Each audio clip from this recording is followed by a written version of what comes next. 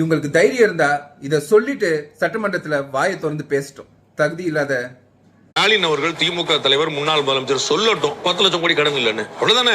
நீங்க நிதி இருக்கா இல்லையா? நிதி இருக்கும். ஆனா நான் உங்கள்கிட்ட 10,000 ரூபாய் காசு இருக்கு, உங்கள்கிட்ட 10,000 இருக்கு, உங்கள்கிட்ட 10 லட்சம் ரூபாய் லோன் இருக்கு. என்கிட்ட 10,000 இருக்குன்னு சொல்லிங்களா, 10 லட்சம் லோன் இருக்குன்னு சொல்லிங்களா?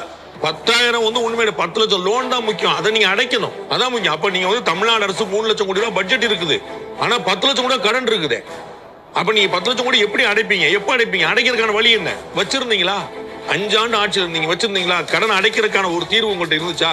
இனிமேலாவது இருக்குதா?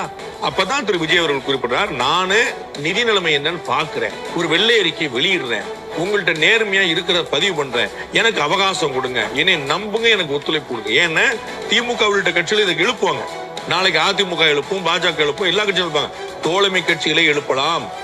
அப்போ வந்து கட்சிகள் எழுப்பிட்டாங்கன்னு மக்கள் உணர்ச்சி பண்றாதீங்க. ஆமாப்பா விஜய் வந்து வேற சொன்னாரு, வேற செய்யறாரு, சரியில்லைப்பா இவரு ஒரு அரசு தான் நினைச்சிடாதீங்க. எனக்கு கொஞ்சம் தேங்க. ரொம்ப நேர்மையான வெளிப்படையான கமெண்ட்.